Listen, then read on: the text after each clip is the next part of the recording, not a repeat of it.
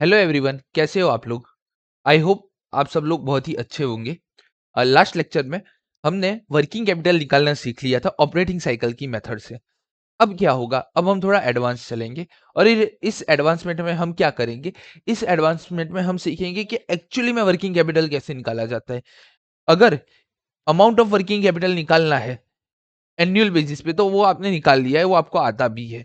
But इसका requirement से ज्यादा अब हम जो वर्क करेंगे उसका ज्यादा आपको रियल लाइफ में रिक्वायरमेंट आएगा, जिसके अंदर हम बात करेंगे कि रॉ मटेरियल उसका कितना एग्जैक्ट अमाउंट चाहिए। हमने एनुअल ऑपरेटिंग एक्सपेंस से है ना, हमने क्या किया था, हमने वर्किंग कैपिटल निकाल लिया था, इतना हमें नीड है। बट वो तो वर्किंग कैपिटल इन टोटल में था। आपको लगता है आपको वर्किंग कैपिटल इन टोटल में पता हो? उससे अच्छा और डिटेल में जाके मुझे ये बताओ, टोटल वर्किंग कैपिटल में से मान लो 1 लाख वर्किंग कैपिटल आपका आया, तो आपको पता हो कि 30,000 मुझे रॉ मटेरियल के लिए चाहिए, डब्ल्यू के लिए मुझे 20,000 रुपये लगेंगे, फिनिश गुड्स के लिए मुझे 30,000 रुपये लगेंगे। ऐसे मुझे एक डिटेल में जानकारी मेरे पास हो तो वो क्या ज्यादा अच्छा रहेगा। यस, वो एक ज्यादा बेटर वे रहेगा।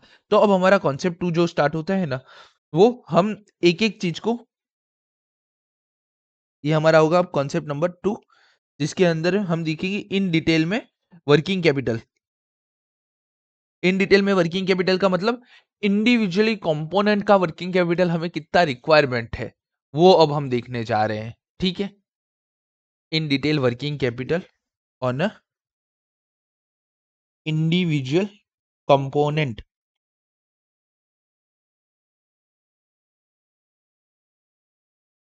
ओके, अब ये इंडिविजुअल कंपोनेंट गिनने के लिए हम हमारा एक पुराना एग्जांपल ले लेते, क्वेश्चन नंबर 10। ओके, मैं उसका है ना यहाँ प्रैक्टिकल बुक पे क्वेश्चन नंबर 10 यहाँ पे हम ओपन कर लेते हैं।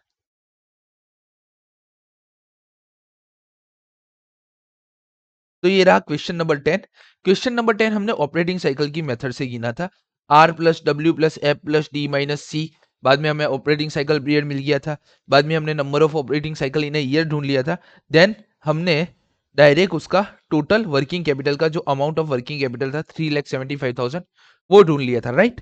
अब इसको हम थोड़ा और डिटेल में चर्चा करेंगे इसी क्वेश्चन नंबर 10 की। देखो तो question number 10 in other way. तो हमें हमारे सम के अंदर तो ऑपरेटिंग साइकिल पीरियड से ढूंढने को बोला था, हमने वो ढूंढ दिया था। अब एक अदर वे से हम चर्चा करते हैं। तो हमारा यहाँ पे आएगा पर्टिकुलर, यहाँ पे हमारा आएगा रुपीस। ठीक है, अब स्टार्ट करते हैं। हमारा सबसे पहले आएगा रॉ मटेरियल। तो टोटल एनुअल एक्सपेंस हमारा था इस केस में 25 लाख माइनस 2.5 लाख, मतलब कि 22,50,000 रुपए। 22,50,000 इंटू, अब ये 22,50,000 टोटल ऑपरेटिंग एक्सपेंस था, उसमें से हमें ये कितने दिन रखना है, 45 डेज के लिए। तो multiply 45 days divide by 360 days. तो 22,50,000 इंटू 45 डिवाइड बाई 360, तो ये हमारा हो जाएगा 281250। देन इसके अंदर हमें प्लस क्या करना रहेगा, डब्ल्यू तो डब्ल्यू भी सेम जाएगा 22,50,000 into 20 days into 20 divide by 360। Done. तो 22,50,000 इंटू 20 डिवाइड बाई 360, तो ये अपना हो जाएगा 1,25,000। बाद में हमारा आएगा फिनिश गुड्स। तो फिनिश गुड्स का 25 डेज है, कितने, 25 डेज।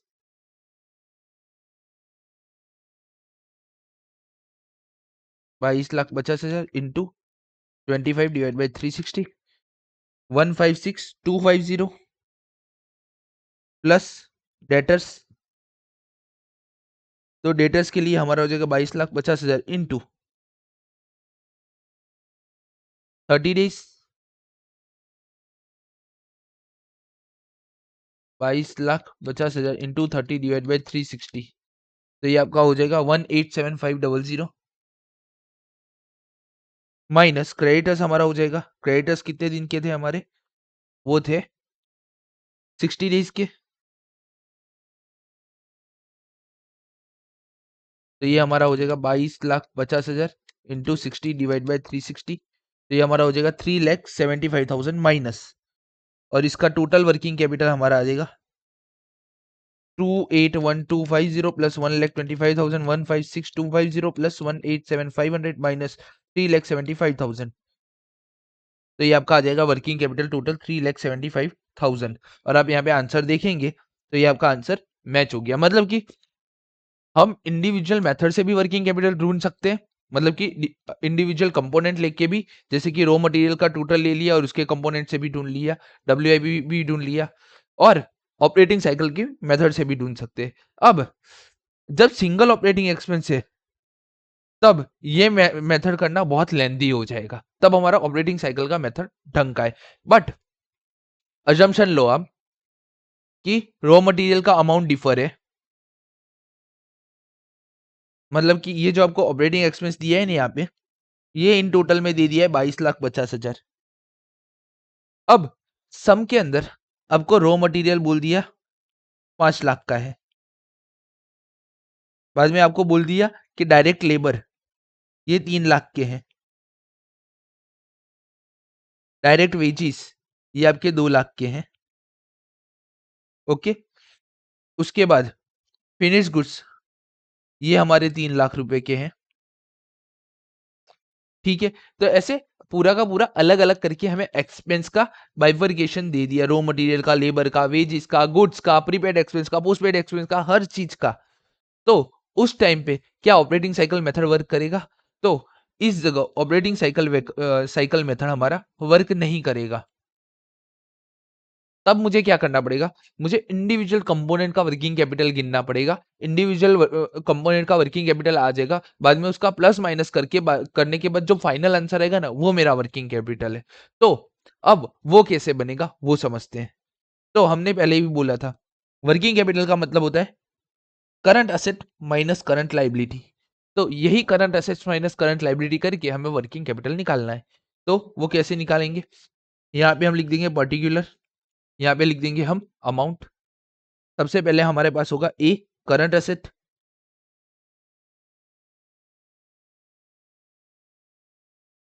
अब करंट असेट के अंदर सबसे पहला हमारा आएगा इन्वेंटरी।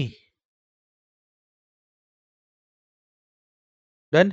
और इन्वेंटरी के अंदर तीन चीजें आती है, raw material, WIP, finished goods. A raw material, a नहीं, इन्वेंटरी के अंदर सबसे पहला हमारा आएगा रॉ मटेरियल, सेकेंड हमारा आएगा डब्ल्यूआईपी, और थर्ड हमारा आएगा फिनिश गुड्स।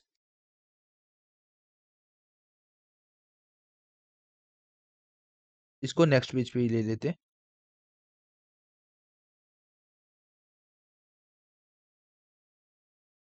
डन। और थर्ड हमारा आएगा finish goods, F G. Done. Inventory के अंदर ये टोटल तीन कंपोनेंट हमारे होते हैं। तो रॉ मटेरियल के अंदर क्या होगा हमारा वो समझते हैं सबसे पहले। तो रॉ मटेरियल का वर्किंग कैपिटल रिक्वायरमेंट ढूंढने के लिए मैं क्या करूंगा? एनुअल रॉ मटेरियल परचेस, और उसको मैं मल्टीप्लाई कर दूंगा रॉ मटेरियल का स्टोरेज पीरियड से, कि इतना मुझे स्टोर करके रखना पड़ता है। डन। तो ऐसे मुझे मिल जाएगा रॉ मटेरियल का इंडिविजुअल वर्किंग कैपिटल। अब उसके बाद बात करते हैं फिनिश गुड्स की। तो फिनिश गुड्स कैसे ढूंढेंगे उसकी बात करते हैं।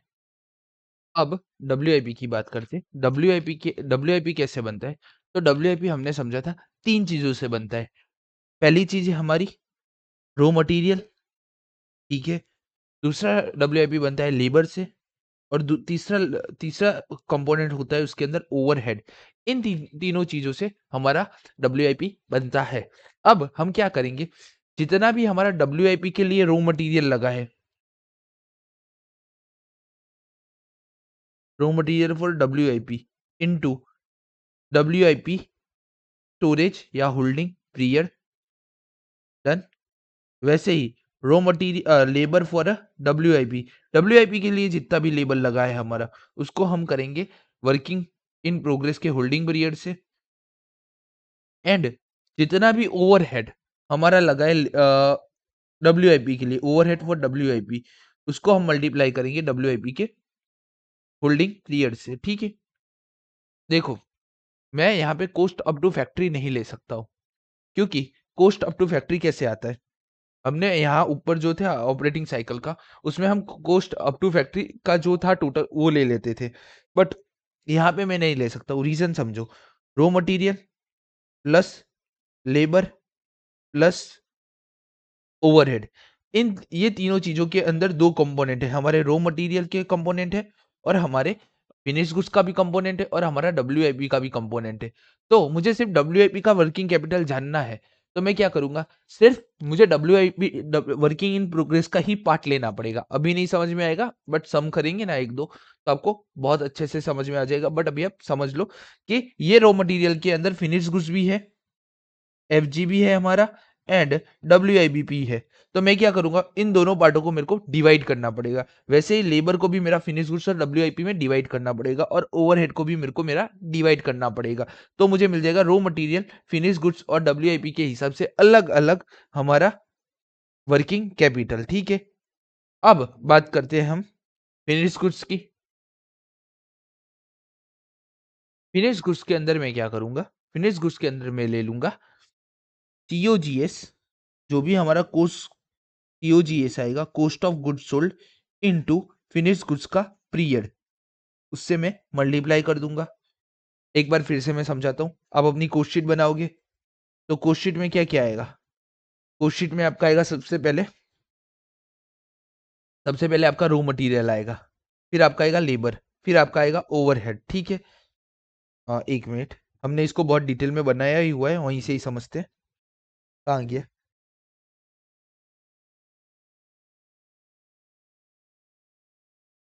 ये रहा, ठीक है। मटेरियल, लेबर, डायरेक्ट एक्सपेंस, तो हमें हमारा मिल जाएगा प्राइम कॉस्ट। उसके अंदर फैक्ट्री ओवरहेड ऐड करेंगे तो हमें मिल जाएगा हमारा ग्रोस फैक्ट्री ओवरहेड, जिसमें हम WIP ओपनिंग और क्लोजिंग एडजस्ट करेंगे तो नेट फैक्ट्री कॉस्ट मिल जाता है, ठीक है। अब समझो, ये नेट फैक्ट्री कॉस्ट के अंदर WIP का भी कंपोनेंट है और फिनिश गुड्स का भी कंपोनेंट है, इन दोनों का कंपोनेंट इसके अंदर है। तो अब हम क्या करते, सिर्फ हमारा WIP का जहां जो आएगा ना टोटल, वो हम उठा के डायरेक्ट वहां रख सकते हैं, या तो फिर WIP की यूनिट ले ले, मल्टीप्लाई बाय WIP का कितना खर्चा लगा वो ले ले रुपीस, तो हमें हमारा वर्किंग कैपिटल मिल जाएगा, ठीक है।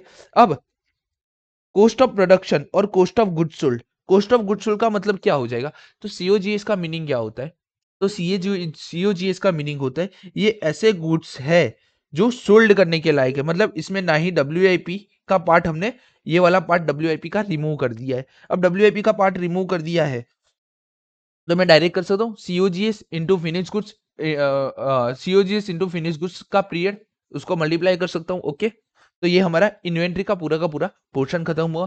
करंट एसेट में इसके अलावा हमारा क्या आता है, तो इसके अलावा हमारा आता है डेटर्स। अब डेटर्स के लिए हम क्या कर सकते हैं, तो डेटर्स के लिए मल्टीपल अप्रोच है। जनरली हम वर्किंग कैपिटल का कैलकुलेशन करते हैं, तो डेटर के लिए हम लोग क्या अप्रोच यूज करते हैं कि cost of goods sold into debtors period. Reason क्या है, COGS लेने का रीजन क्या है, अगर आप डेटर का अमाउंट आप ले लोगे डायरेक्ट, मतलब कि क्रेडिट सेल का अमाउंट आप डायरेक्ट ले लोगे, तो सीन क्या होगा, उसके अंदर प्रॉफिट इंक्लूडेड है। और आपको नहीं लगता है वर्किंग कैपिटल ढूंढने के लिए हमें प्रॉफिट इंक्लूडेड चीज नहीं चाहिए, हमें तो सिर्फ कॉस्ट चाहिए, हमें तो हमारा वर्किंग कैपिटल ढूंढ रहे हैं जो वर्क कर रहा है, तो क्या प्रॉफिट उसके अंदर इंक्लूड होना चाहिए, नहीं होना चाहिए। अगर कहीं पे भी आपको कॉस्ट ऑफ गुड्स सोल्ड नहीं मिलता है तो आप क्या कर सकते हो, वहां पे आप यूज कर सकते हो क्रेडिट सेल या debtors amount into debtors period, done. But ये एक्सट्रीमली रेयर सरकमस्टांस हो जाएगा, आपका COGS 90% सम के अंदर आपको मिल ही जाएगा, 90 नहीं 100% सम के अंदर मिल जाएगा, ठीक है। तो ये बात हुई डेटर्स की। अब डेटर्स के अलावा हमारे पास और क्या होता है, तो डेटर्स के अलावा हमारे पास कुछ प्रीपेड एक्सपेंस हो सकते हैं, तो इसमें क्या करेंगे, प्रीपेड एक्सपेंस जितने भी है हमारे इनटू उसका जो भी पीरियड दिया होगा उससे हम पीरियड मल्टीप्लाई कर देंगे। इसके अलावा हमारा कैश एंड बैंक अकाउंट आ सकता है। सब हमें बोल देगा कि आपको 1 लाख रुपए कैश अकाउंट मेंटेन करके रखना पड़ेगा। उसके अलावा हमारा अदर करंट असेट आ जाएगा। तो ये हमारा पूरा का पूरा एसेट का पोर्शन खत्म हुआ, टोटल हो गया ये ए का। अब ऐसे ही बात करते एक एक करके हम करंट लाइबिलिटीज की। बी करंट लाइबिलिटीज, ठीक है। अब करंट लाइबिलिटीज की बात करते हैं तो सबसे पहले नाम हमारे दिमाग में और जहन में क्या आएगा, तो क्रेडिटर्स। और क्रेडिटर्स के लिए हमारे पास क्या रहेगा, क्रेडिट परचेस या फिर क्रेडिटर्स का इन टोटल में आपको अमाउंट दे दिया होगा, इनटू क्रेडिट परचेस बोल सकते हो। हमारे इस केस में हम रो मटेरियल भी बोल सकते हैं। फ्रीक्वेंटली नेम यूज हुआ होगा रो मटेरियल का, जिसे हमें क्रेडिट परचेस भी बोल सकते हैं, ठीक है। मल्टीप्लाई बाय पीरियड, जो भी उसका पीरियड दिया उससे हम मल्टीप्लाई कर देंगे। उसके अलावा कोई भी आउटस्टैंडिंग एक्सपेंस, अगर कोई भी हमारा आउटस्टैंडिंग एक्सपेंस होगा तो उसको भी हमें वर्किंग कैपिटल में लेके आना पड़ेगा। तो वो आउटस्टैंडिंग एक्सपेंस इनटू उसका पीरियड, डन। ऐसे मुझे मिल जाएगा टोटल बी का टोटल मुझे यहाँ मिल जाएगा। ये यहाँ टोटल ए का आ जाएगा, यहाँ पे टोटल बी का आ जाएगा। इसके बाद हमें मिल जाएगा working capital before safety margin,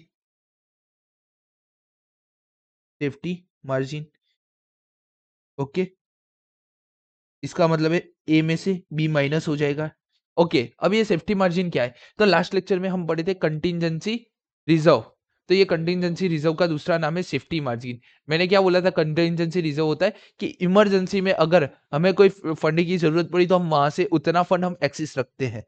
तो सेफ्टी मार्जिन आपको सम के अंदर दिया होगा कि वर्किंग कैपिटल का 10% है या क्या है, वो वहां पे दिया होगा, वो ऐड करेंगे तो हमें मिल जाएगा working capital after safety margin.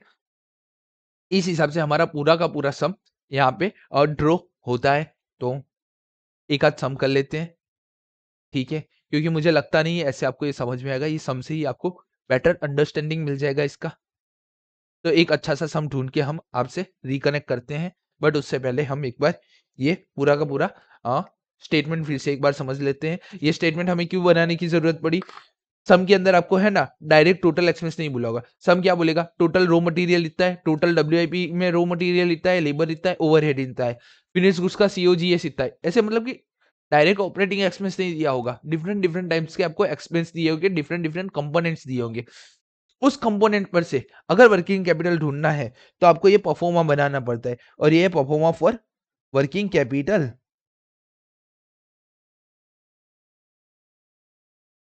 Okay.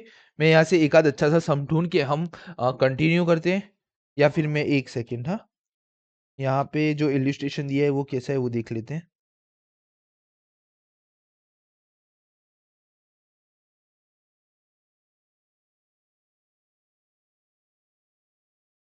हम एक हमारी बुक से सम देखते हैं। ये लोग बहुत ही एक्सट्रीम पे ही चले जाते हैं इलिस्ट्रेशन में,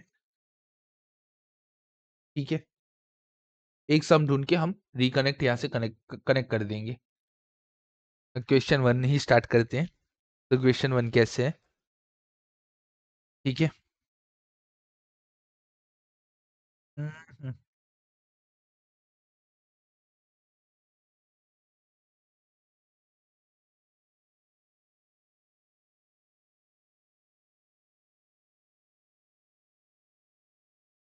हम्म, question one.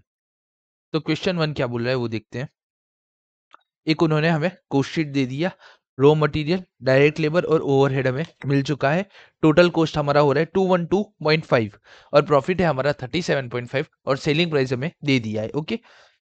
Company keeps a raw material in stock, company raw material stock में रखती है on average for a 1 month, एक महीने का रॉ मटेरियल वो स्टॉक में रखती है। डब्ल्यूआईपी कितना लगती है, 1 वीक का रखती है। फिनिश गुड्स इन स्टॉक रखती है वो एवरेज फॉर 2 वीक्स लगती है। अब देखो आप यहाँ पे हर चीज अलग अलग हो गई। पहली चीज 1 मंथ में दी है, बाकी सारी चीज 2 वीक्स में दी है। तो इसको अब सॉल्व करना थोड़ा अलग तरीके से को सॉल्व करना पड़ेगा। कुछ चीजें मंथ में और कुछ चीजें वीक में। इससे क्या होता है, हमारा ऑपरेटिंग साइकिल हम नहीं बना पाएंगे। प्लस हमें सारा एक्सपेंस भी अलग अलग दिया है। Creditor allowed by supplier is a 3 week. Credit allowed by supplier मेरा कितना हो गया, 3 वीक का है।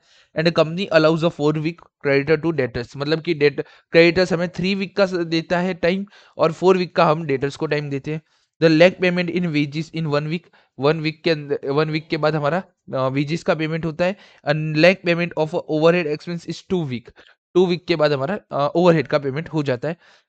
The company sell 1/5 of output against the cash. Company total output का 1/5 कैश में सेल कर डालती है। मतलब ये वाला पोर्शन हमारा करंट एसेट के अंदर आता नहीं है, ये कैश बैलेंस है, ठीक है। Maintain a cash in hand and at a back put together 3,7,500। इन लोगों ने क्या बोल दिया, एक कैश और कैश इन हैंड और बैंक सब कुछ मिला के हम 3,7,500 रुपीज हमारे बैंक में हम रखते हैं। आपको क्या प्रिपेयर करना है, showing estimate working capital needed to finance an activity level 1,30,000। 1,30,000 का हमारा एक्टिविटी है, यूनिट ऑफ प्रोडक्शन है। और assume that production is carried on evenly through out the year, पूरे साल में एक जैसा प्रोडक्शन हो रहा है। वेजिस ओवरहेड अकर सिमिलरली, वेजिस और ओवरहेड हमारे अकर हो रहे हैं सिमिलरली। WIP है स्टॉक में 80% complete in all respect. WIP हमारा 80% कंप्लीट है ऑल रिस्पेक्ट में। तो चलो एक एक करके स्टार्ट करते हैं चीजें गिनना। ये हटा देते हैं ये। सबसे पहले करंट एसेट,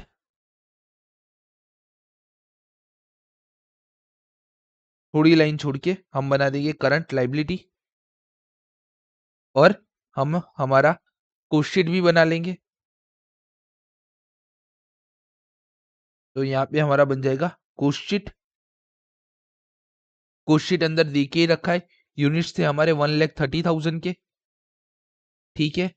अब हमारा रॉ मटेरियल, हमारा वेजिस, हमारा ओवरहेड अंदर दे के ही रखा है ऑलरेडी। तो वो कितना है, 100, 37.5 एंड 70.5। 100, 37.5 एंड 75, जिसका टोटल हमारा होता है 121। प्रॉफिट होता है 37.5 का। तो हमारा सेल टोटल आ जाता है, वो आ जाता है 250 रुपए का। टोटल 250 रुपए का सेल। ओके, अब इस सबको इन टोटल में लिख देते हैं। तो ये हमारा हो जाएगा रो मटेरियल 1,30,000 इंटू 100, ये हमारा हो जाएगा 13। तो 1,2,1,2 इतना हो जाएगा हमारा रो मटेरियल। वेजिस हो जाएगा हमारा 4,875 000। ओवरहेड हमारा हो जाएगा 975 1234। और हमारा टोटल हो जाएगा 1573 1212 4875। ये हमारा हो जाएगा प्रॉफिट इन टोटल में। और हमारा टोटल सेल हो जाएगा 325,121,223। डन। इतना हमारा हमने हमने हमारा क्वेश्चन पूरा का पूरा प्रिपेयर कर लिया है यहाँ पे। अब एक एक करके हम गिनती करना स्टार्ट करेंगे। तो क्वेश्चन प्रिपेयर हो जाए एक बार, तो उसके बाद हम क्या करेंगे, एक एक करके यहाँ पे जितनी भी चीजें दी है ना उसको उठा के हम हमारे वर्किंग कैपिटल स्टेटमेंट में रखेंगे। Raw material in stock average for a 1 month. Raw material का जो स्टॉक है वो एवरेज 1 मंथ के लिए है, ठीक है। तो हम हमारे स्टेटमेंट में जाएंगे, वहां पे लिखेंगे रॉ मटेरियल,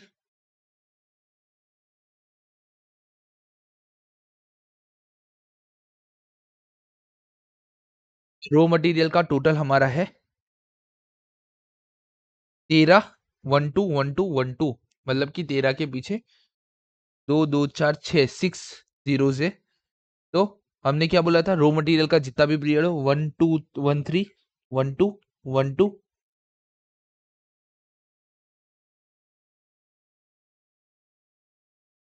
ओके 6 6 0 6 0। और अब आप देखोगे हर जगह यहाँ पे एक ही जगह 1 मंथ लिखा है, बट बाकी सारी जगह पे वीक्स लिखा है। तो हमारा सीधा कैलकुलेशन कहता है एक महीने के अंदर 4 वीक्स होते हैं, और एक ईयर के अंदर 52 वीक्स होते हैं, ठीक है। तो हमें 52 वीक्स का, एक सेकेंड हो, कॉल आ रहा है। तो हमारा टोटल रॉ मटेरियल है 1,30,00,000 का पूरे 52 वीक्स का। तो मुझे चाहिए 4 वीक्स का कितना? तो मैं मल्टीप्लाई कर दूंगा 4 डिवाइड बाई 52, तो मुझे 4 वीक्स का मिल जाएगा। तो 1,30,00,000 इंटू 4 डिवाइड बाई 52, ये हमारा हो जाएगा 10 लाख रुपए का रॉ मटेरियल। डन। ओके, तो रॉ मटेरियल का काम हमारा खत्म हो गया। देन क्या बोला है? WIP work in progress on an average for a 1 week. WIP हमारा 1 वीक का है, बट WIP ढूंढने के लिए मुझे WIP के परसेंटेज पता होने चाहिए कि WIP कितना परसेंट कंप्लीट हो चुका है। तो लास्ट में हमें दिया है WIP in stock is 80% complete in all respect. All respect मतलब कि रॉ मटेरियल, लेबर और रॉ मटेरियल, लेबर और ओवरहेड, ये WIP पे 80% लग गया है। तो WIP रॉ मटेरियल इसके ऊपर 80% लग गया है। देन हमारा फिनिश, हमारा लेबर उसके ऊपर 80% लग गया है। और ये हमारा ओवरहेड, उसके ऊपर भी हमारा 80% WIP लग चुका है। और इन तीनों का टोटल ये रहा। Copy paste. तो ये इन टोटल में है, ये टोटल अमाउंट है। मैं इसका 80% करूंगा तो मुझे क्या मिल जाएगा? WIP। इसका 80% में करूंगा तो मुझे क्या मिल गया? ये मुझे मिल गया हमारा WIP, इतना हमारा WIP है। इनटू WIP के परसेंटेज कितने हैं? 1 वीक। तो मैं मल्टीप्लाई करूंगा 1 divide by 52, 1 divide by 52, 1 divide by 52। तो सबसे पहले 1,30,00,000 उसका 80% डिवाइड बाई 52, तो ये आपका आएगा 2,00,000 रुपीज।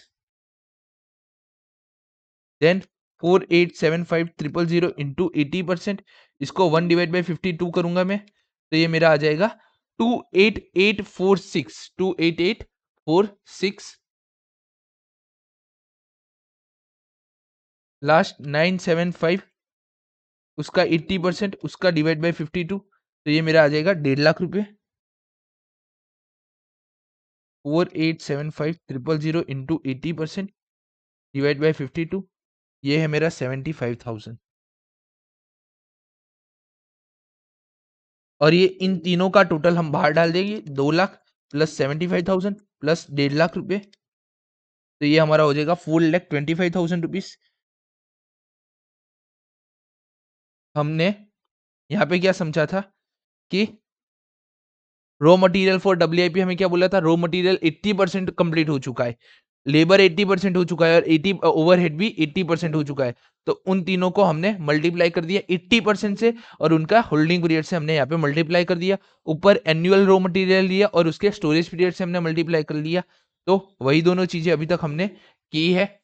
उसके बाद ये हमारा रॉ मटेरियल का खत्म हो गया। Finish goods in stock average for 2 weeks. Finish goods के लिए मैंने क्या बोला? वो है 2 वीक्स के लिए। और फिनिश गुड्स के लिए हमने क्या लिखा था? टोटल COGS होना चाहिए। तो हमारे यहाँ पे फर्दर कुछ नहीं दिया है, तो हमारा कॉस्ट ऑफ गुड्स सोल्ड यही होगा जो हमारा टोटल है 1573। तो इसको हमने कॉपी कर लिया, यहाँ पे पेस्ट। डन। और ये क्या बोला है? टोटल COGS का कितना है हमारा? Finish goods in stock average for 2 weeks, ये हम 2 वीक्स के लिए रखते हैं। इंटू 2 डिवाइड बाई 52, तो 1573, 4 टाइम्स 0 इंटू 2 डिवाइड बाई 52, तो ये आपका आ जाएगा 6,05,000 रुपये।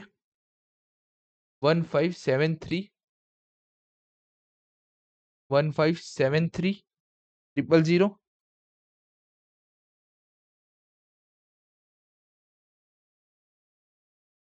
ये गलत हमारा हो गया है। ये हमारा टोटल है 100 प्लस 37.5 प्लस 75, ये हमारा टोटल है 212.5। तो ये हमारा हो जाएगा यहाँ पे 1,30,000 इंटू 212.5, तो ये हमारा हो जाएगा 2762,500 प्लस 4875,000। ये हमारा हो गया। ओके, लास्ट आंसर मेरा GT की वजह से राइट आ गया था, कोई नहीं। तो ये हमारा है 2762 5000। तो फिनिश गुड्स है हमारा, फिनिश गुड्स मतलब टोटल कॉस्ट हमारा अभी तक टोटल गुड पे लग गया है 2762 और उसका वीक कितना लग रहा है, उसका वीक लग रहा है average 2 weeks into 2 divide by 52 done. 2762 5000 into 2 divide by 52 में करूंगा तो ये मेरा आंसर आएगा 10,62,500। तो ये हमारा सबसे पहले इन्वेंट्री का जो पूरा केस था वो कंप्लीट हो चुका है। तो ये वाली लाइन हमारी पूरी कंप्लीट हो गई है। Credit allowed by supplier is 3 week. तो जो भी हमारा सप्लायर है उसने हमें क्रेडिट कितने टाइम का दिया है, 3 वीक्स का दिया है। अब क्रेडिटर, क्रेडिट जिससे हमें दिया है वो हमारा होता है क्रेडिटर। तो क्रेडिटर के लिए हमने क्या बोला था, क्रेडिटर को हम करेंगे क्रेडिट परचेस या रो मटेरियल या क्रेडिटर से मल्टीप्लाई। तो हमारे पास यहाँ आसान चीज कौन सी है, हमें यहाँ पे रो मटेरियल हमारा दे दिया है 1,30,00,000 रुपए। तो करंट लाइबिलिटीज के अंदर क्रेडिटर्स, क्रेडिटर्स मतलब कि हमारा रो मटेरियल हमने परचेस किया 1,30,00,000 का, डन, मल्टीप्लाई बाय कितना पीरियड उसने बोला है, वो हमारा 3 वीक का रखेगा तो 3 डिवाइड बाई 52। तो 1,30,00,000 इंटू 3 डिवाइड बाई 52। तो ये हमारा हो गया 7.5 लाख रुपए। तो ये भी हमारा खत्म हो गया। Company allows for a week credit into debtors. Okay, अभी डेटर्स को हम साइड में रखते हैं, डेटर्स के लिए एक और एडजस्टमेंट हमने पढ़ा था तो वो दोनों हम साथ में करेंगे। ठीक है, ये अभी हमारा पेंडिंग है, 4 week creditor to its debtors, ये हमारा पेंडिंग है। उसके बाद हमें क्या बोला है, lag in payment of a wages is 1 week. जो हमारा वेजिस है उसका पेमेंट करने में हमें 1 वीक का लैग हो रहा है। लैग होना मतलब हम 1 वीक के बाद पेमेंट कर रहे हैं, 1 वीक के बाद पेमेंट करेंगे, इसका मतलब क्या होता है कि ये हमारा करंट लाइबिलिटी क्रिएट हो रहा है। तो करंट लाइबिलिटी के बाजू हम जाके लिखेंगे वेजिस। टोटल वेजिस हमारा कितना है, तो टोटल वेजिस हमारा 4,875,000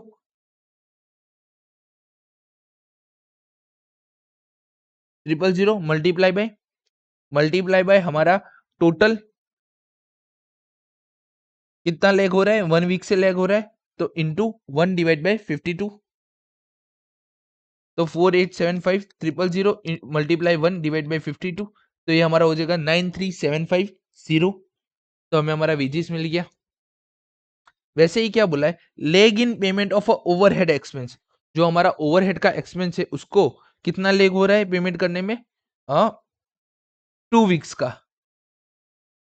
तो हम लैग का मतलब होता है करंट, हम देरी से पेमेंट कर रहे हैं, देरी से पेमेंट कब होगा, जब हमारा करंट लाइबिलिटी होगा। ओके, लैग की जगह ऐसा बोला था हम पहले से ही पेमेंट कर देते तो ये हमारा करंट असेट बनता और ये हमारा जाता प्रीपेड वेजेस के नाम से या प्रीपेड ओवरहेड के नाम से। बट अभी हम लैग कर रहे हैं तो ओवरहेड हमारा टोटल है 975 टाइम्स 0 और इसके पीरियड 2 वीक्स का इसका टोटल पीरियड है तो इंटू 2 डिवाइड बाई 52। तो 975 4 टाइम्स 0 इंटू 2 डिवाइड बाई 52। तो ये आपका हो जाएगा 3,75,000। तो ये हमारा यहाँ का काम खत्म हुआ। अभी हमारा डिटेल्स बाकी है, याद रखना, the company sell 1/5 the output against the cash. क्या बोला, करंट असेट के अंदर कौन सा डेटर्स आता है, तो करंट असेट के अंदर हमारा डेटर्स आता है जो रिलेटेड हो क्रेडिट सेल से। अब ये क्या बोल रहा है, हमारा आउटपुट है वो कैश के अगेंस्ट होता है 1/5, मतलब कि हमारा 1/5 आउटपुट हम कैश में सेल करते हैं। तो फिर रिमेनिंग आउटपुट के ऊपर ही हमारा आएगा डेटर्स। तो सबसे पहले जब डेटर्स का मुझे कैलकुलेशन करना हो तो मैं कॉस्ट लूं, क्रेडिट सेल लूं या फिर क्या लूं, मतलब कि इन सब में से मैं क्या लूं। तो मैंने क्या बोला था, अगर मेरी मानो तो हमें कॉस्ट लेना चाहिए। कॉस्ट क्यों लेना चाहिए, क्योंकि हम वर्किंग कैपिटल गिन रहे, प्रॉफिट नहीं गिन रहे। और जब मैं वर्किंग कैपिटल गिन रहा हूं मतलब मुझे मेरे धंधे चलाने के लिए खर्चे चाहिए, मुझे मेरा प्रॉफिट नहीं चाहिए। अब मुझे मेरा प्रॉफिट नहीं मिलता है तो ऑडिटर्स के लिए मैंने बोला क्या क्रेडिट सेल लेना ज्यादा अच्छा है या total cost of goods sold लेना ज्यादा अच्छा है। तो विदाउट प्रॉफिट जो हमारा अमाउंट है वो लेना अच्छा है। तो विदाउट प्रॉफिट अमाउंट हमारा कितना है, तो विदाउट प्रॉफिट अमाउंट हमारा है वो 27625000। पेन कहाँ गई, हाँ, तो विदाउट प्रॉफिट हमारा टोटल कॉस्ट लगा है सारे यूनिट को बनाने का 2762,500। ओके, डेटर्स के अंदर हमको ये करंट लाइबिलिटीज में लिख दिया।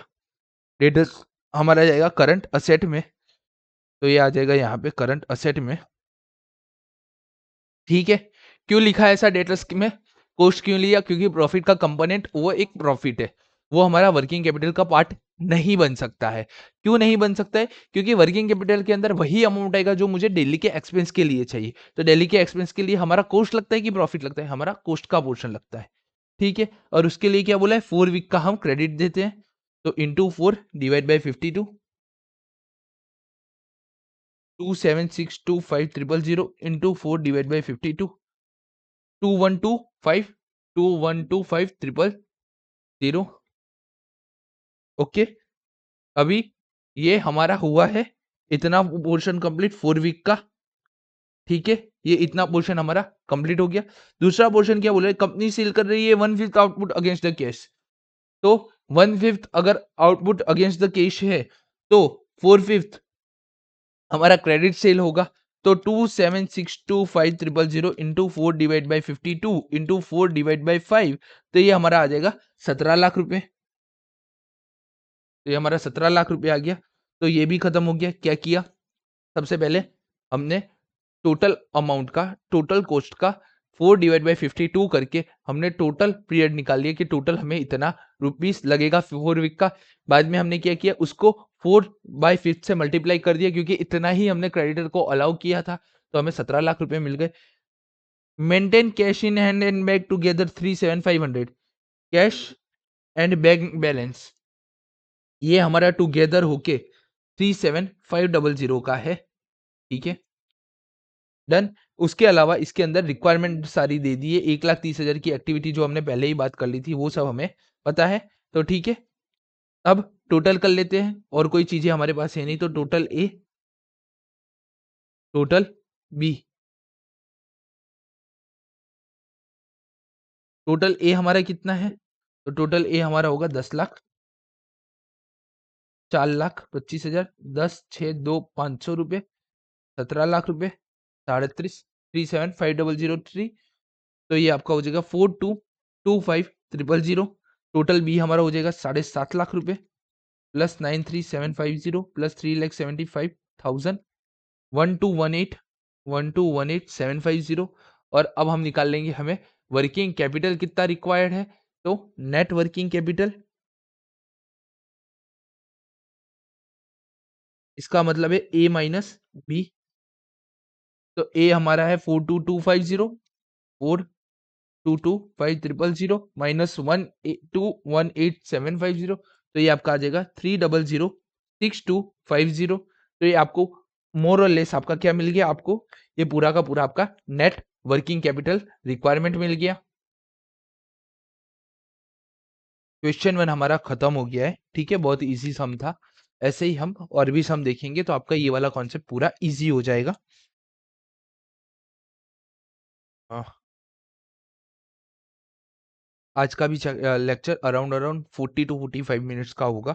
शायद एक और सम हम, हाँ, एक और सम हम गिनेंगे 15 से 20 मिनट में, देन ये लेक्चर हमारा कंप्लीट हो जाएगा।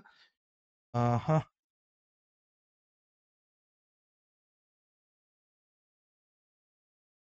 एक सम ढूंढ के हम ये स्टार्ट करेंगे हमारा क्वेश्चन। अब हम गिनेंगे क्वेश्चन नंबर 6 को। सेम पैटर्न का सम है, सेम चीज ही है सारी की सारी, बस अमाउंट इसमें थोड़ी सी बदल दी है। तो यहाँ से हम स्टार्ट करेंगे क्वेश्चन 6। क्या करेंगे, सबसे पहले हम लिख देंगे करंट असेट, एक जगह हम लिख देंगे करंट लाइबिलिटी,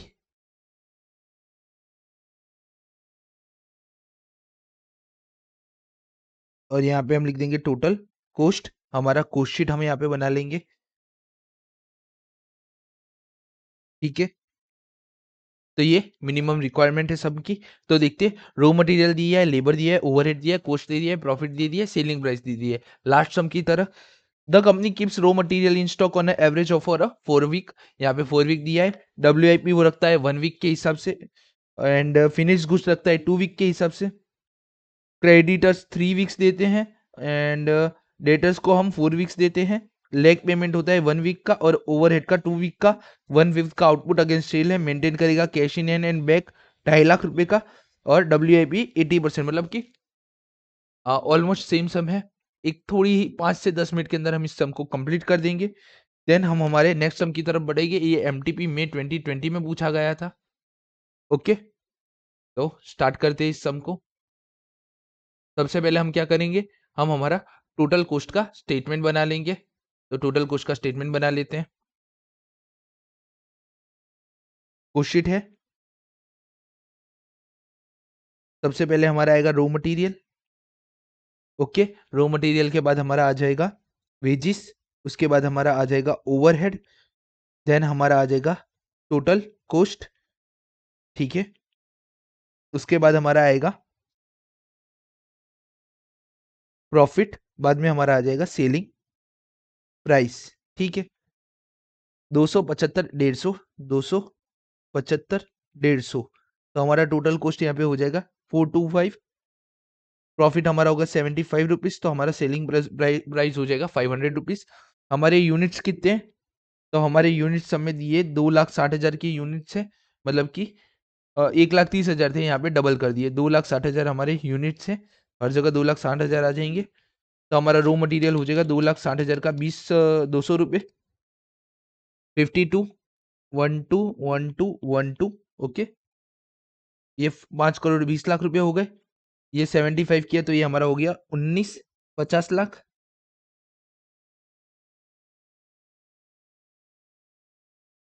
गलत, 5 लाख है, 1,95,00,000।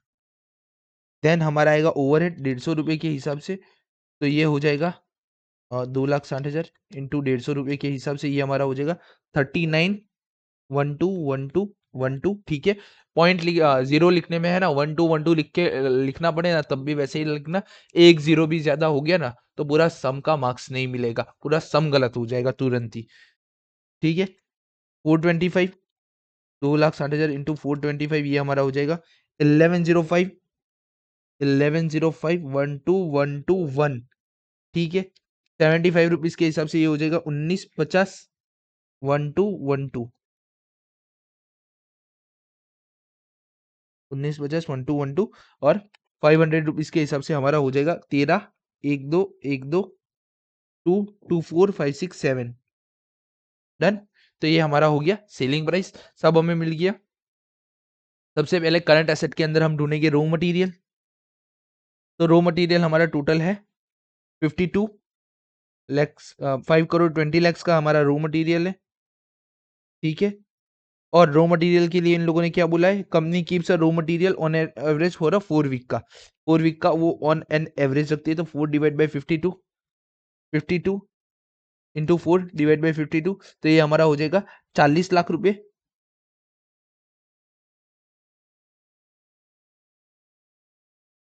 ठीक है, ये हमारा हो गया 40 लाख रुपए।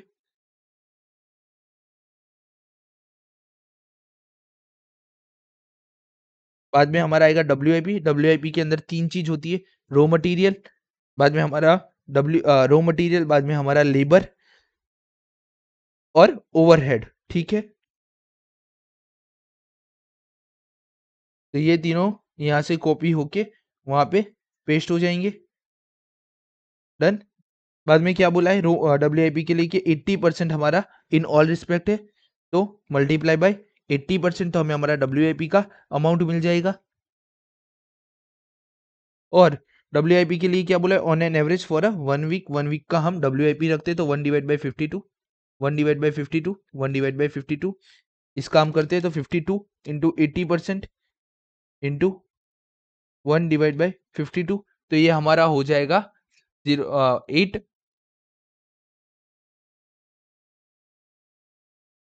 52 इंटू 80% डिवाइड बाई 52। तो ये हमारा हो जाएगा 0.8। ये हमारा हो जाएगा 0.8। ओके, जगह कम है इसलिए मैं यहाँ पे थोड़ा शॉर्ट में लिख रहा हूँ। ये पूरा लिख दूँ, पूरा ही लिख देता हूँ, छोड़ो ना। इसको है ना उठा के थोड़ा पीछे डाल देते हैं, तो ये आ जाएगा हमारे सारे अमाउंट 121212 इंटू 80% डिवाइड बाई 52। तो ये हमारा पहला बनेगा 8 लाख रुपए। ओके, दूसरा हमारा बनेगा 1950 इंटू 80% डिवाइड बाई 52। ये हमारा बन जाएगा 3 लाख रुपए। 39 123 इंटू 80% डिवाइड बाई 52। तो ये हमारा हो जाएगा 6 लाख रुपए। 6 लाख प्लस 3 लाख प्लस 8 लाख रुपए, ये हमारा हो जाएगा 17 लाख रुपए। ठीक है, ये WIP हमारा हो गया। अब बात करते हैं फिनिश गुड्स की। तो फिनिश गुड्स के लिए हमें टोटल कॉस्ट लेना है। तो टोटल कॉस्ट हमारा है 11,0550। 11,05 1 2 3 4 5 5 0। और फिनिश गुड्स के लिए क्या बोला है, average for 2 weeks into 2 divide by 52 1105।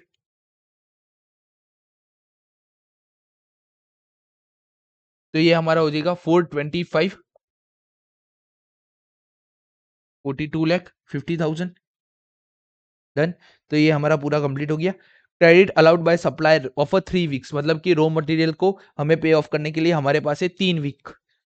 तो क्रेडिटर्स, हमारा रॉ मटेरियल कितना है, हमने परचेज किया 52 का।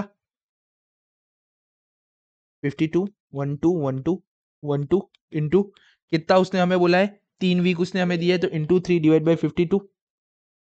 तो 52 इंटू 3 डिवाइड बाई 52, तो ये आपका हो जाएगा 30 लाख रुपए।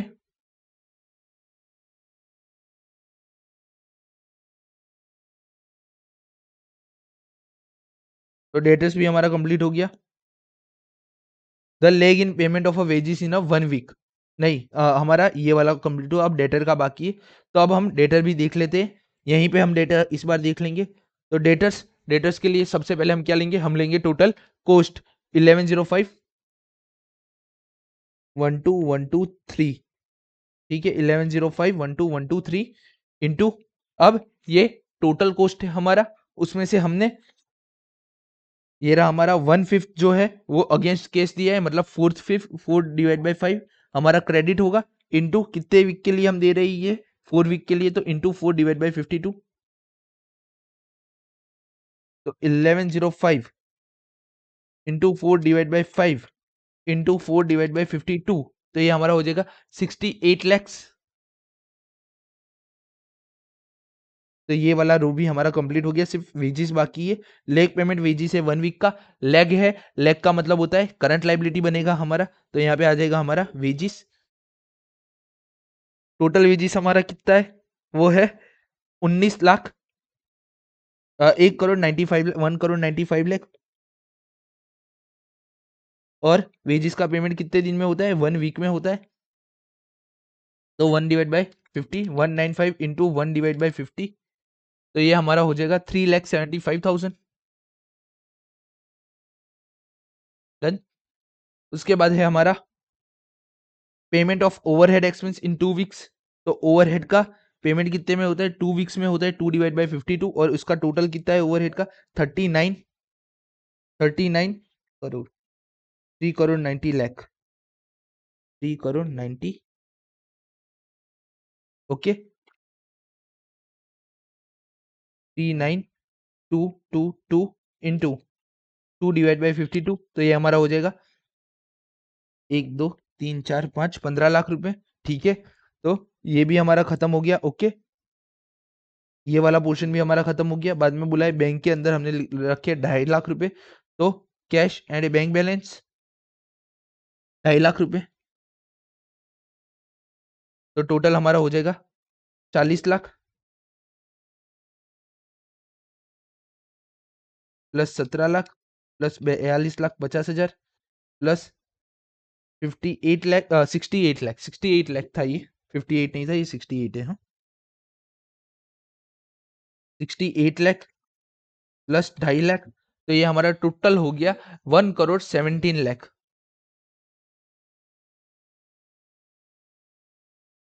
ओके, 1 करोड़ 17 लाख। डन, शायद सही किया है, 1 करोड़ 17 लाख। और इसका टोटल बी, ये था हमारा total A, 30 lakh, 3,75,000 plus 15 lakh, तो ये हमारा टोटल हो जाएगा 48,75,000। तो हमारा नेट वर्किंग कैपिटल आ जाएगा 48,75,000 माइनस 1,70,00,000।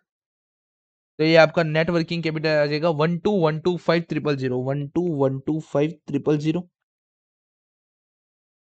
ओके डन, हमारा नेट वर्किंग कैपिटल आ गया और इसी के साथ हमारा क्वेश्चन नंबर 6 यहाँ पे खत्म होता है।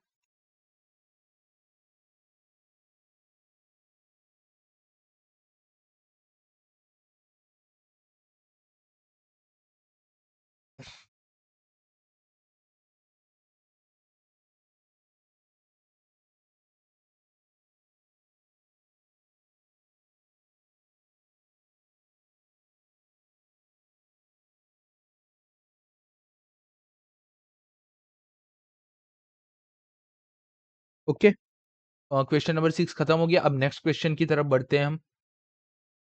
क्वेश्चन नंबर 9 स्टार्ट करते हैं। क्वेश्चन नंबर 9 क्या बोल रहा है? पीके लिमिटेड है, मैन्युफैक्चरिंग कंपनी है, उसने फॉलोइंग प्रोवाइड किया है इंफॉर्मेशन। सेल दे दिया, रॉ मटेरियल कंज्यूम दे दिया, लेबर दे दिया। अब देखो मैन्युफैक्चरिंग ओवरहेड है, फीस ज्यादा हो गई है, ठीक है। मैन्युफैक्चरिंग ओवरहेड है including depreciation for year rupees 3,60,000। याद करो, हम वर्किंग कैपिटल गिन रहे हैं, तो डेप्रिसिएशन का मीन है नहीं है। मैंने पहले भी बोला है, हम वर्किंग कैपिटल का कोई भी चैप्टर अगर उठा रहे हैं ना, तो नॉन कैश आइटम को हम इग्नोर करेंगे। तो यहाँ पे भी हमें नॉन कैश आइटम को इग्नोर करके एक टोटल हमें हमारा क्वेश्चन बनाना पड़ेगा। Receivable are allowed 3 month credit. Okay, receivables हमारे जितने भी हो गए, मतलब कि हमारे डेटर्स, ये 3 मंथ्स के हो गए। क्रेडिटर्स भी हमारे 3 मंथ्स के हो गए, क्योंकि सप्लायर की बात कर दी है। Lag in payment of labour 1 month का होगा। ओवरहेड का जो भी मैन्युफैक्चरिंग पेड है वो 1 मंथ इन एरियर होगा, ठीक है। एरियर होगा मतलब कि ये प्रीपेड होगा हमारा, मतलब कि ये लेग वाला जाएगा हमारा करंट लाइबिलिटीज में और एरियर वाला जाएगा हमारा करंट असेट के अंदर। Turn admin and selling overhead है, वो पेड हुआ है 1 मंथ एडवांस में, एडवांस पेमेंट हुआ है, तो करंट असेट हमारा ये हो जाएगा। डन। उसके बाद हमें क्या बोला है? इन्वेंट्री होल्डिंग पीरियड, कि हम जो इन्वेंट्री होल्ड करते हैं, एक मिनट, ये अरियर लिखा है, एरियर लिखा है, ये भी आपका करंट लाइबिलिटी में जाएगा, ठीक है। एंड यही वाला एडवांस वाला पोर्शन ही सिर्फ करंट एसेट में जाएगा। यहाँ पे अरियर लिखा, एरियर लिखा है, मतलब कि 1 महीने पहले हमारा एरियर हो जाता है, हम पे नहीं करते हैं। पे हम 1 मंथ के अरियर पे करते हैं, मतलब कि जब एरियर हो जाता है उसके 1 मंथ में हम पेमेंट करते हैं। तो ये आपका करंट लाइबिलिटी बनेगा। एडवांस है तो ये करंट असेट बनेगा। याद रखना, lag and arrear both are goes to current liability, advance goes to current asset. Inventory holding period of a raw material and finished goods are 3 months. Okay, inventory holding period 3 month है। WIP नील है, अभी तक हमने WIP गिना था, WIP की information थी। इस सबने बोल दिया WIP नील है, तो WIP के लिए हम मगज नहीं लगाएंगे। BK limited sold good cost plus 30.3%। Cash balance दे दिया है हमें 3 लाख, सेफ्टी मार्जिन दे दिया है 10%। You are required to compute the working capital requirement P K limited on a, okay, सबने ही बोल दिया है कैश कोस्ट बेसिस, तो हम कैश कोस्ट बेसिस से ही ये सब पूरा गिनेंगे। हम वैसे भी वही तरीके से हम ये गिनने वाले थे। क्वेश्चन नंबर 9 हमारा, ठीक है। एक 15 से 20 मिनट एक और हमारा लेक्चर कंटिन्यू शायद तक रहेगा, 15-20 मिनट ये सब हम गिन रहे हैं तब तक। डन। इसके बाद हमारा लेक्चर हम खत्म कर डालेंगे यहाँ से। एक जगह हमारा आएगा करंट असेट, 4 लाइन छोड़ के करंट लाइबिलिटी, और 5 लाइन छोड़ के हमारा आ जाएगा total cost, cost sheet, cost sheet on a cash basis. Cash basis पे हम हमारा पूरा कोस्ट शीट बनाएंगे। यहाँ पे हमारा आ जाएगा पर्टिकुलर्स, यहाँ पे हमारा आ जाएगा रुपीस। कोस्ट शीट क्यों बनाते हैं वो तो पता चला ना, हमें कॉस्ट ऑफ गुड्स सोल्ड चाहिए, कॉस्ट ऑफ प्रोडक्शन चाहिए, जो हम रॉ मटेरियल फिनिश गुड्स में लिखते हैं, डेटर्स में लिखते हैं, तो उसके लिए हम बनाते हैं कोस्ट शीट, ठीक है। विदाउट आप वो बना के भी लिख सकते हो, बट हमारी प्रैक्टिस है पहले से, तो हम ऐसे ही बनाते हैं। रॉ मटेरियल हमारा कितने रुपए का है? तो raw material consumer 27 lakh rupees का, 27 लाख रुपीज, प्लस हमारा लेबर पेड है 21,60,000 का, लेबर है हमारा 21,60,000 का। प्लस लेबर हो गया। मैन्युफैक्चरिंग है 32,40,000 का, मैन्युफैक्चरिंग ओवरहेड 32,40,000 का है, और उसमें 3,60,000 के डेप्रिसिएशन नेटवर्क तो माइनस कर देंगे, 3,60,000 का डेप्रिसिएशन, तो 32,40,000 माइनस 3,60,000, तो ये आपका हो जाएगा 32,40,000 माइनस 3,60,000, तो ये आपका हो जाएगा 288,1234। ओके, 28,80,000 आपका ये हो जाएगा। तो आपका टोटल कॉस्ट आ जाएगा 27 लाख प्लस 21,60,000 प्लस 28,80,000, तो आपका टोटल कॉस्ट हो जाएगा 77,40,000। डन। तो ये टोटल कॉस्ट का काम भी हमारा खत्म हो गया। अब एडमिन एंड सेलिंग ओवरहेड दिया है, समझो admin and selling overhead total cost के बाद लगते हैं, मतलब मैं क्या बोल सकता हूँ, ये यहां तक का जो है ये कॉस्ट ऑफ प्रोडक्शन है आपका। अभी तक है ना, फिनिश गुड्स ढूंढने के लिए हमें है ना कॉस्ट ऑफ गुड्स सोल्ड नहीं मिलता था, मतलब कि हमारे पास यही तीन आइटम हुआ, यही तीन आइटम हमारे पास हुआ करती थी, ये तीन आइटम के अलावा हमारे पास और कोई चीज नहीं हुआ करती थी। बट पहली बार हमें है ना एडमिन एंड ओवरहेड दिए है,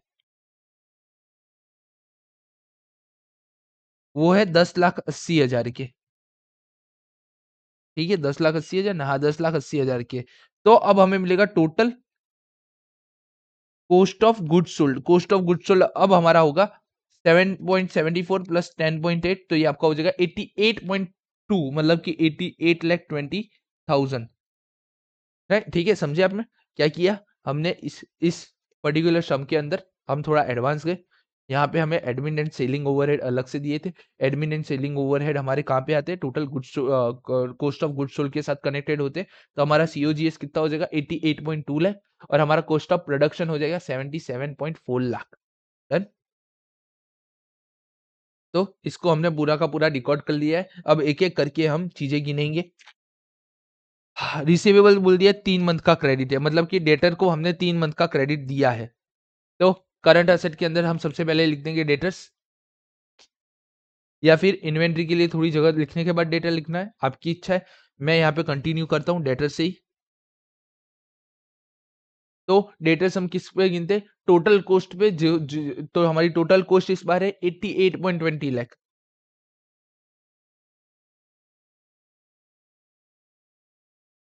इंटू कितना 3 मंथ का पीरियड है, तो into 3 divide by 52, 88,20,000 into 3 divide by 52, तो ये आपका हो जाएगा 50,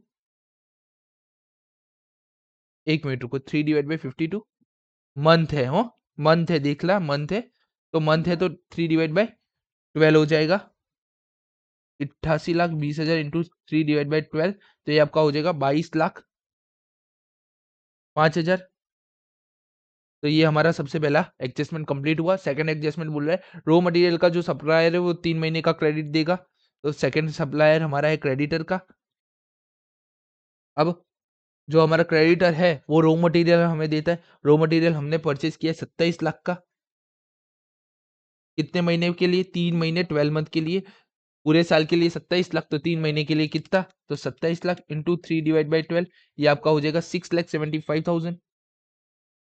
तो सेकंड एडजस्टमेंट भी खत्म हो गया। Leg in payment of a labour is 1 month, 1 month का हम लैग करते हैं लेबर के पेमेंट में।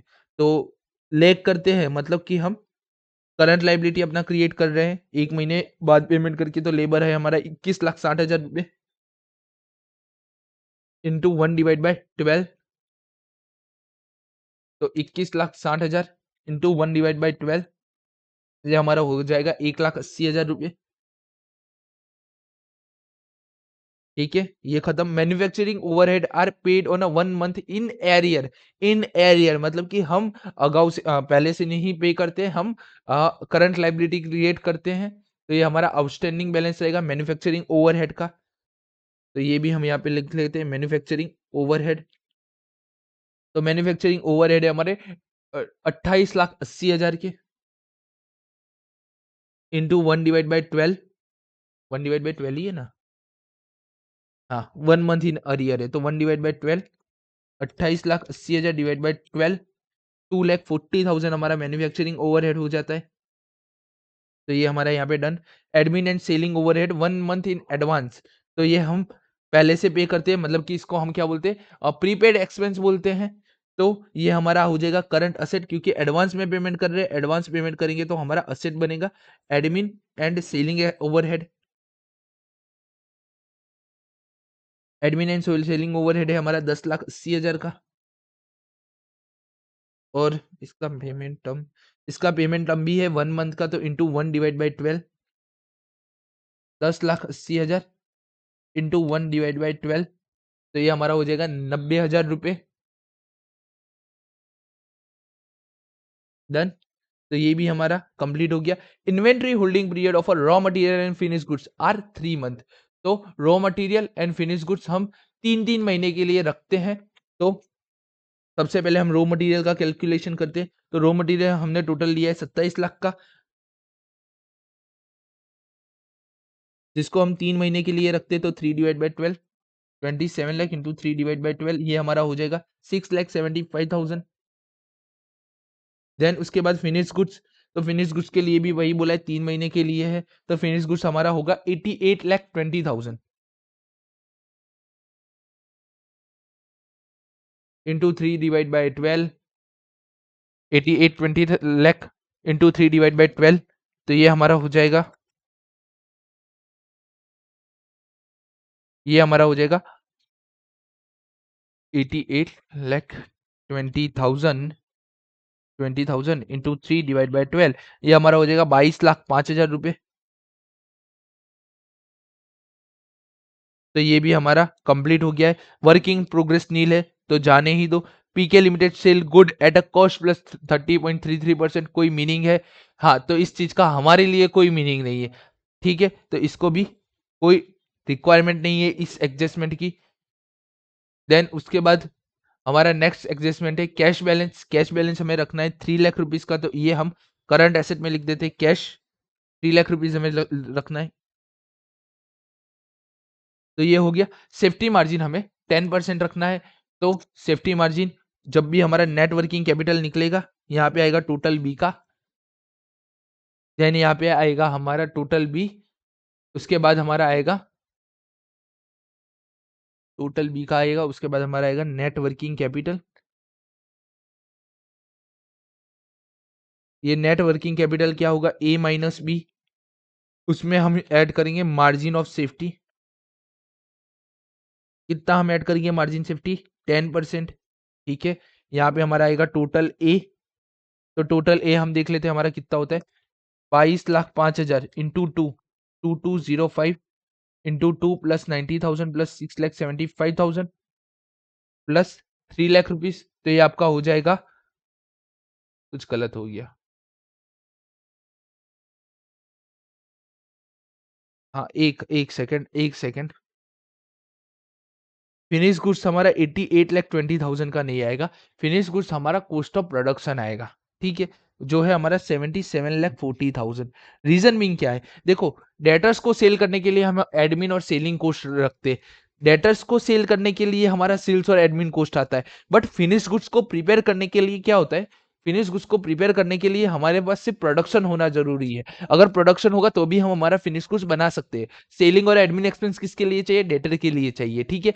हम याद करो, हम हमारा ये गिनते फिनिश गुड्स का पीरियड, तो हम वहां पे सेलिंग और उन सबको है ना बाकात कर डालते हैं, मतलब कि उसको हम कंसीडर नहीं करते हैं। Selling selling and admin expense को हम वहां पे कंसीडर नहीं करते, तो हमने यहाँ पे गलती से कंसीडर कर दिया था, तो ये आपका रिवाइज हो जाएगा 77,40,000 इंटू 3/12, तो ये आपका हो जाएगा 19,35,000, 19,30,000, 22,05,000 plus 90,000 plus 6,75,000 plus 3 lakh rupees, तो 5205,000। करंट लाइबिलिटी आपका हो जाएगा 6,75,000, 1,80,000, 2,40,000, 10,95,000, 10,95,000 माइनस 5,52,05,000, तो ये आपका हो जाएगा 4 लाख का 41,41,10,000।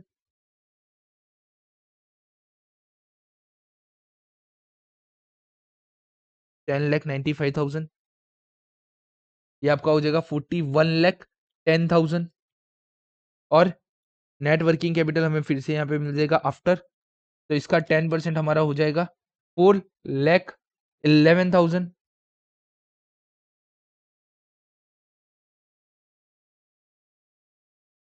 जीटी, तो ये आपका इन टोटल में हो जाएगा 414521,000। डन। तो ये है बिफोर मार्जिन सेफ्टी और ये हमारा आ गया आफ्टर मार्जिन सेफ्टी। ठीक है, इसमें हमने एक चीज समझी, क्या चीज समझी, कि cost of goods sold, finish goods हमारा कॉस्ट ऑफ गुड्स सोल्ड, मैंने वहां पे सीओजीएसी लिख दिया है। हाँ, सीओजीएसी लिख दिया है। ठीक है, तो कॉस्ट ऑफ गुड्स सोल्ड का मीनिंग अलग होता है।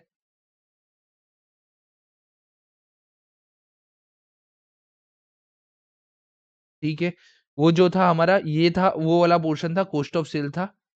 एक मिनट, वो चेंज ही कर देते हैं तो कंफ्यूजन ना रहे। ये है हमारा टोटल कॉस्ट ऑफ सेल।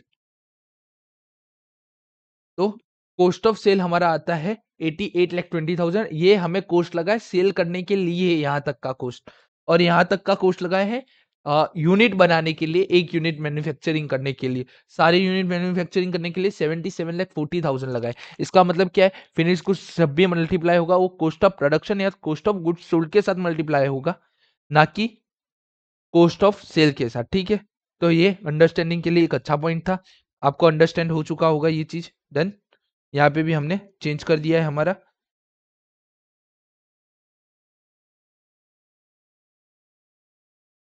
सीओजीएसी बोलते हैं, या फिर हमारे सम के अंदर हम टोटल कॉस्ट भी बोल देंगे। तो ये थोड़ा सा रिवाइज हो चुका है यहाँ पे। डन।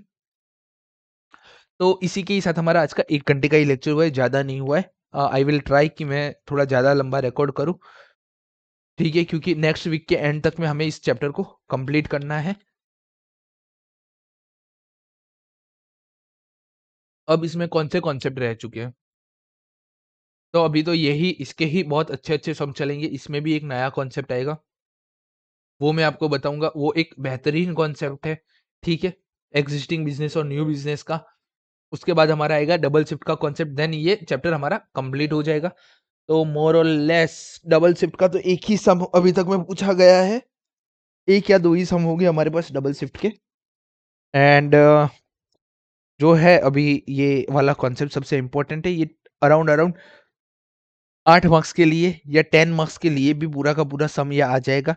10 मार्क्स के लिए यहाँ से केस स्टडी भी पूछ देंगे। कैसे पूछेंगे केस स्टडी, जैसे कि ये सम ही आपको केस स्टडी में पूछ देंगे और 5 फिगर आपको यहाँ पे ढूंढने के लिए बोल देंगे। क्या बोलेंगे कि तुम मुझे, है ना, सबसे पहले हम फिनिश गुड्स में हमने कैसा लोचा मारा था, तो वो पूछ देंगे फिनिश गुड्स का अमाउंट दे दो हमें, कितना आएगा। बाद में मार्जिन सेफ्टी का अमाउंट, मतलब कि देखो, एक अमाउंट आपका ये बन सकता है, ये सेकंड अमाउंट बन सकता है। ठीक है, ये थर्ड अमाउंट बन सकता है। ठीक है, ये सेकंड और थर्ड अमाउंट बन सकता है। एंड फोर्थ अमाउंट आपका क्या बन सकता है पता है, फोर्थ अमाउंट आपका बनेगा ये वाला, कि हमें एडमिन एंड सेल ओवरहेड दे दो। एंड फिफ्थ अमाउंट आपका बन सकता है, इसमें डब्ल्यू ऐड करके डब्ल्यू का अमाउंट पूछ लेंगे, तो थोड़ा प्रोसेस लंबा हो जाएगा, लेकिन डब्ल्यू का अमाउंट पूछ सकते हैं। या फिर फिफ्थ अमाउंट आपका यहाँ से क्रेडिटर्स बन सकता है। तो ऐसे क्या करेंगे, पूरा सम दे देंगे, बोल देंगे पहला question admin and sell overhead दे दो, सेकंड क्वेश्चन फिनिश गुड्स दे दो हमें कितना होगा, थर्ड क्रेडिटर दे दो, फोर्थ मार्जिन ऑफ सेफ्टी दे दो, third net working capital after margin of safety दे दो। ओके, तो पास्ट में ऐसा एक आध सम पूछा गया है केस स्टडी में, कोई जरूरत नहीं, अगर सम आते हैं परफेक्ट तो किसी और चीज की आपको जरूरत नहीं। ठीक है, इस लेक्चर को यहाँ पे हम कंक्लूड करते हैं। 1 आवर 10 मिनट हुआ है प्रोबेबली। नेक्स्ट लेक्चर में ट्राई करूंगा कि हम जितने हो सके, अब क्या है, कॉन्सेप्ट तो हमारे हो चुके हैं, छोटे मोटे कॉन्सेप्ट आते रहेंगे, तो वो मैं सिखाता रहूंगा। ठीक है, मिलते हैं नेक्स्ट लेक्चर में। तब तक के लिए जय हिंद, जय भारत।